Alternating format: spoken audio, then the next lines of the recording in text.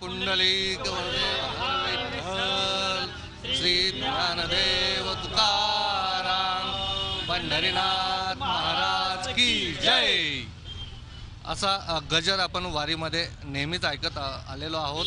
नेहमीच वारीच्या वाटेवरती असा संतांचा आणि अनेक अभंगांचा गजर जो आहे तो आपण नेहमी ऐकत असतो। मात्र आज आनंद वारीमध्ये माझ्यासोबत की ही वारी म्हणजे नेमकी काय आहे, वारीच्या वाटेवर जाताना नेमकं काय काय अनुभवायला मिळतं, वारकरी म्हणजे नेमका काय आहे, त्यामुळं या सगळ्याचा एक वेगळं वर्णन करण्यासाठी आपल्यासोबत ही सगळी मंडळी आहेत।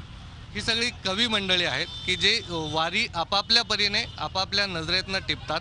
त्यामुळं या सगळ्यांच्या नजरेतनं टिपलेली वारी नेमकी कशी असणार आहे, या सगळ्यांच्या मनामध्ये या वारीला येताना नेमक्या काय भावना असतात, काय दिसतं एका कवीला वारीमध्ये, हे सगळं आपण त्यांच्या शब्दातनं इथे मांडणार आहोत तुमच्यासाठी। खरं तर आपल्या सगळ्या झी 24 तासच्या प्रेक्षकांसाठी एक वेगळ्या प्रकारची वारी या सगळ्या कोणी प्राध्यापक आहेत, कोणी कवी आहेत, साहित्यिक आहेत, ही सगळी मंडळी तर आपापल्या कवितेतनं ही सगळी मंडळी ही वारी नेमकी काय आहे, कशा प्रकारची आहे हे सांगणार आहेत।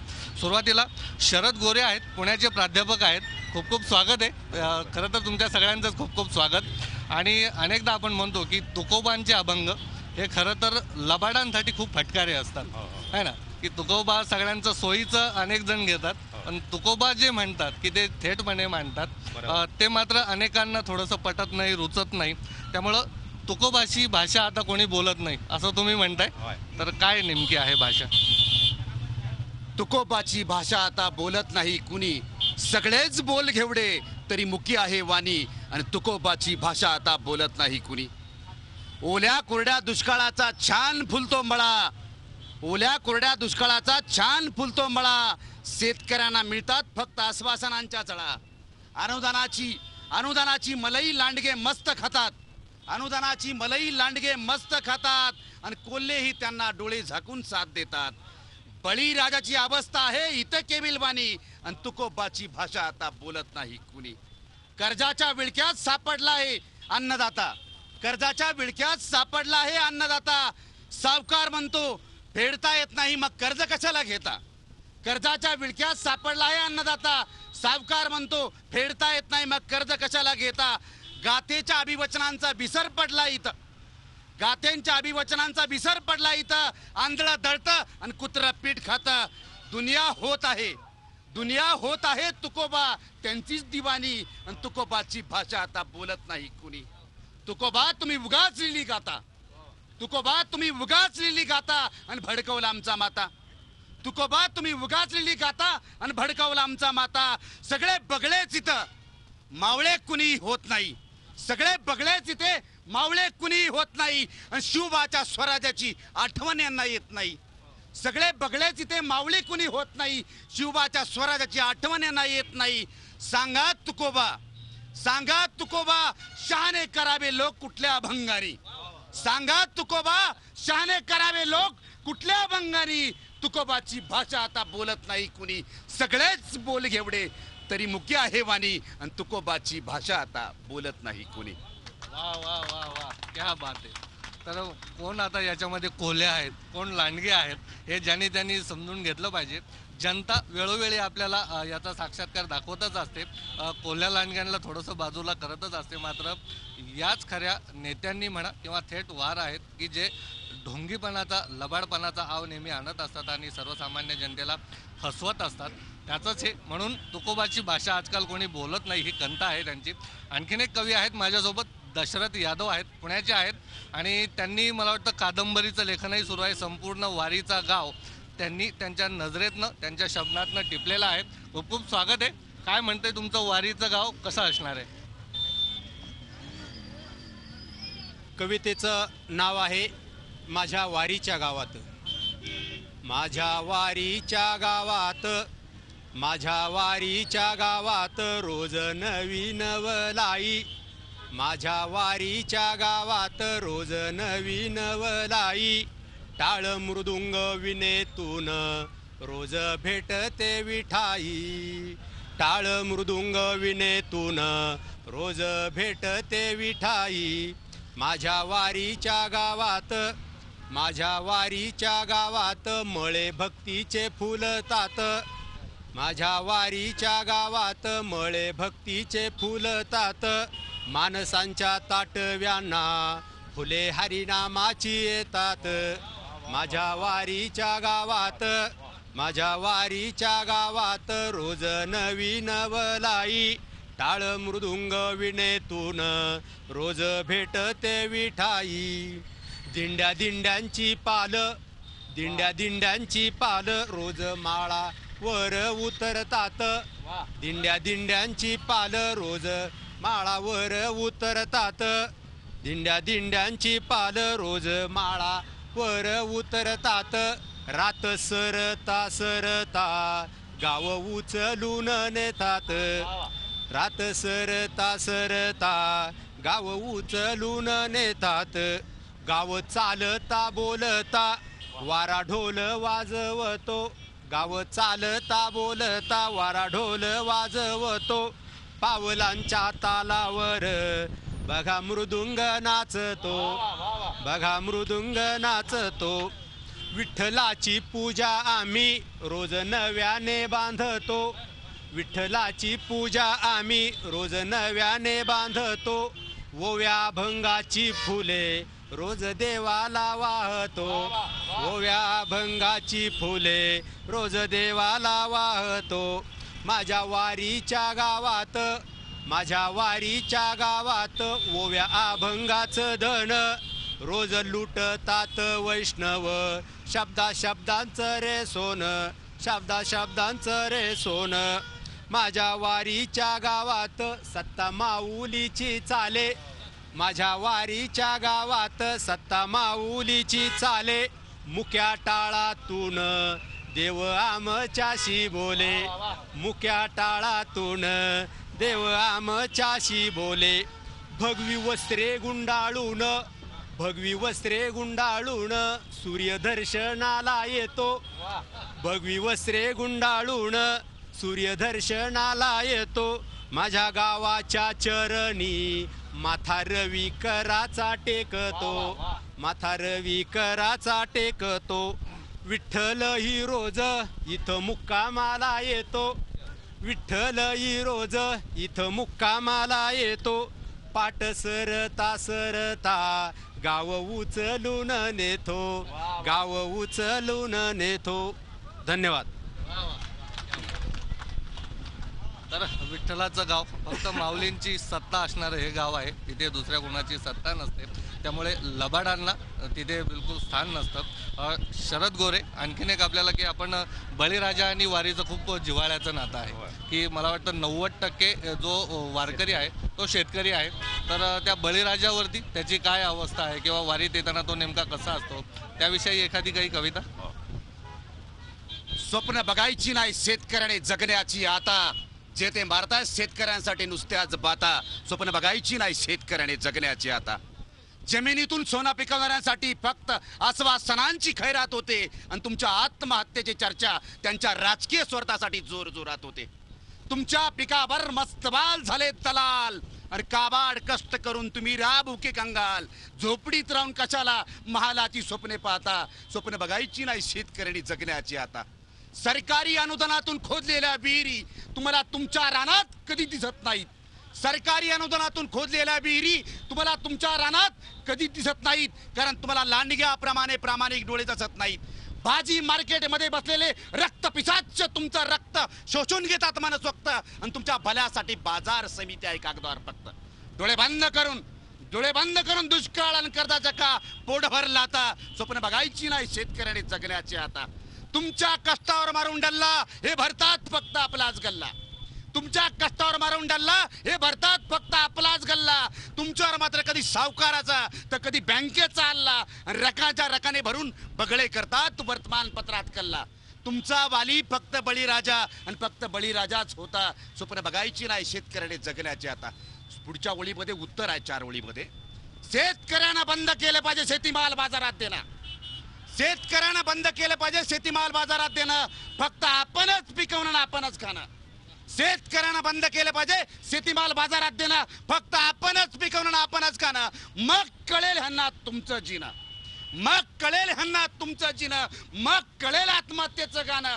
यासाठी वाचावी लागेल तुम्हाला तुकोबाची गाथा, यासाठी वाचावी लागेल तुम्हाला तुकोबाची गाथा. एवढंच सांगेल मी तुम्हाला जाता जाता, एवढंच सांगेल मी तुम्हाला जाता जाता. क्या बात आहे, क्या बात आहे. तर ही सगळी कवी मंडळी आहेत आपल्यासोबत. आणखीनही अशाच प्रकारची वेगवेगळ्या कविता, वेगवेगळी मेजवानी आपल्याला मिळणार आहे. मात्र छोट्याशा ब्रेकची वेळ झालेली आहे. तुम्ही कुठेही जाऊ नका. तुम्ही पाहताय आनंदवारी. आनंदवारीमध्ये पुन्हा एकदा तुम्हा सगळ्यांचं खूप खूप स्वागत आहे. आपल्यासोबत वारीमध्येच भेटलेली ही सगळी कवी मंडळी आहेत. सागर काकडे आहेत साताऱ्याचे, की ते म्हणतात एकदा तरी वारी करायला पाहिजे आयुष्यात आल्यानंतर. आपल्याला जेवढी शेकडो वर्षांची परंपरा आहे म्हणून, आणि हजारो लाखो वारकरी नेहमीच आपल्याकडे अनेक कुटुंब बघतो की वर्षानुवर्ष 5-5 पिढ्या ही वारी एकदा करताना दिसत आहेत, अव्याहतपणे वारी करताना दिसत आहेत. का करायला पाहिजे एकदा तरी वारी, थोडंसं त्यांच्या शब्दातनं आपण ऐकूया. एकदा जीवनी करावी वारी पहावा हरी पंढरीत.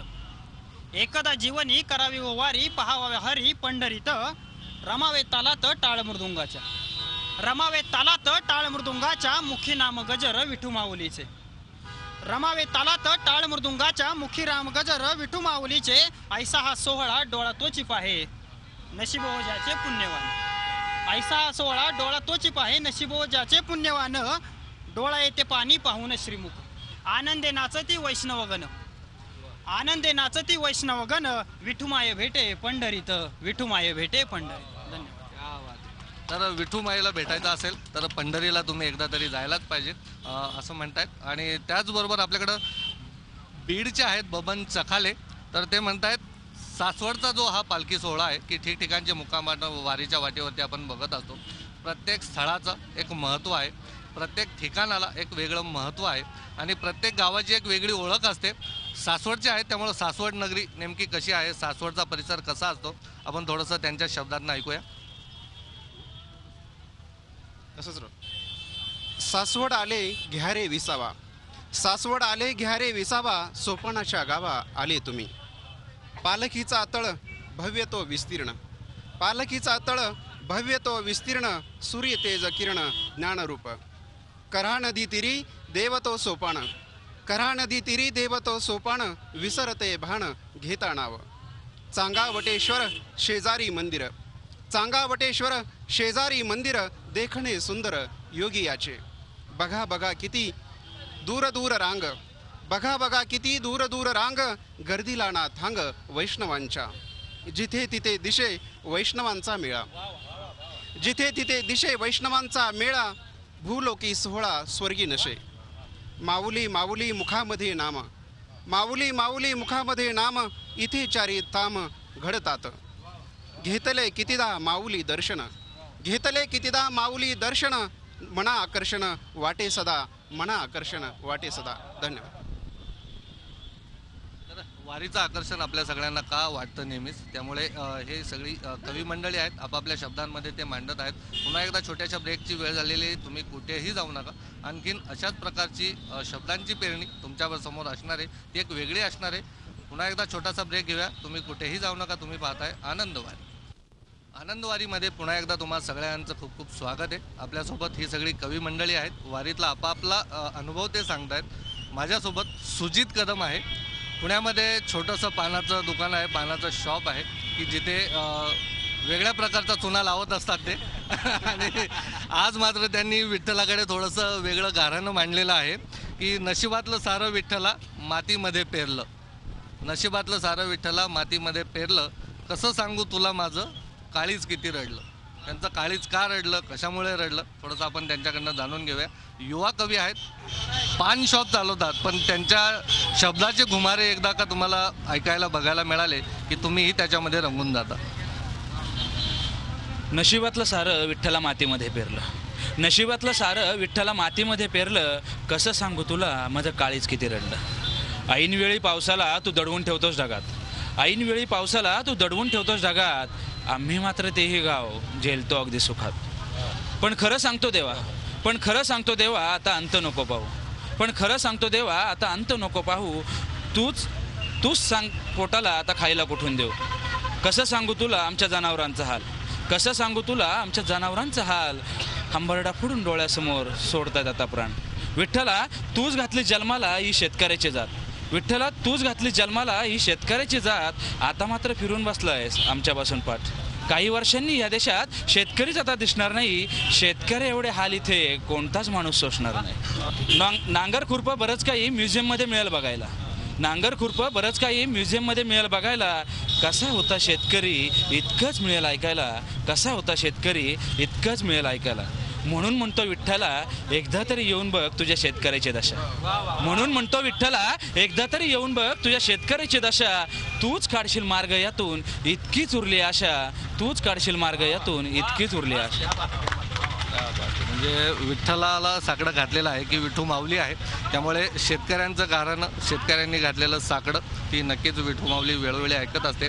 मात्र ही विठू माऊली नेमकी काय आहे आणि कशा प्रकारे विठू माऊली नेमकी म्हणजे काय, विठू माऊली पावते म्हणजे नेमकं काय, तर विठ्ठलाचा एक भक्तीचं एक वेगळी कविता आहे की दशरथ यादव आपल्यासमोर सादर करत आहे. कवितेचं नाव आहे हाय विठोबा. कसली माळ आणि कसला टाळ, कसली माळ आणि कसला टाळ, अजूनही होतोय विटाळ. हाय विठोबा सांगा कसं पेलायचं हे आभाळ. आल्या पिढ्या गेल्या किती, आल्या पिढ्या गेल्या किती, युगे झाली फार, मनुवाद्यांच्या मेंदूत अजून सुरूच आहे कुटाळ. हाय विठोबा सांगा कसं पेलायचं हे आभाळ. कान्होपात्रा जनाबाई दुःख जात्यावर दळत आहेत, कान्होपात्रा जनाबाई दुःख जात्यावर दळत आहेत. भगवा ध्वज खांद्यावर तरीच वारकरी नाठाळ. हाय विठोबा सांगा कसं पेलायचं हे आभाळ. कीर्तन प्रवचन हरिपाठात आता बदल करायला हवा, कीर्तन प्रवचन हरिपाठात आता बदल करायला हवा. म्हणू गुस्त्याने वारीत परिवर्तन झाले रटाळ. हाय विठोबा सांगा कसं पेलायचं हे आभाळ. वारी म्हणजे धंदा, वारीचा धंदा झालाय दिंडी म्हणजे मलिदा, वारीचा धंदा झालाय दिंडी म्हणजे मलिदा. चोर झालेत श्रीमंत आणि गरिबांची होती आबाळ. हाय विठोबा सांगा कसं पेलायचं हे आभाळ. नोट दाखवली की दर्शनाला नाही लागत वेळ, नोट दाखवली की दर्शनाला नाही लागत वेळ. तूप लोणी खाऊन खाऊन बडवा झालाय चाठाळ. हाय विठोबा सांगा कसं पेलायचं हे आभाळ. हाय विठोबा सांगा कसं पेलायचं हे आभाळ. धन्यवाद. तर आता कोण चाठळ झालंय आणि का झालेलं आहे याचं थेट काय म्हणूया मर्म सांगितलेलं आहे दशरथ यादव यांनी. अगदी जाता जाता शेवटची कविता शरद गोरे आहेत आपल्यासोबत, नेमकं बळीराजावरती भाष्य करतायत की आपल्या सगळ्यांचा जिव्हाळ्याचा विषय आहे. बघूया काय म्हणतात बळीराजाविषयी. दुष्काळ सुद्धा सरकारला आता दुष्काळ वाटत नाही, दुष्काळ सुद्धा सरकारला आता दुष्काळ वाटत नाही. नुसताच घोषणांचा भडीमार, आमची साधी चूल सुद्धा पेटत नाही आणि दुष्काळ सुद्धा सरकारला आता दुष्काळ वाटत नाही. शेतीमधलं पीक डोळ्या देखत करपून गेलं, शेतीमधलं पीक डोळ्या देखत करपून गेलं. दुबार पेरणीचं संकट पुन्हा आमच्या बोकांडी आलं. केंद्राचं पाहणी पथक गावामध्ये येऊन जातं, केंद्राचं पाहणी पथक गावामध्ये येऊन जातं आणि एअर कंडिशन गाडीमधूनच दुष्काळाचा आढावा घेतं.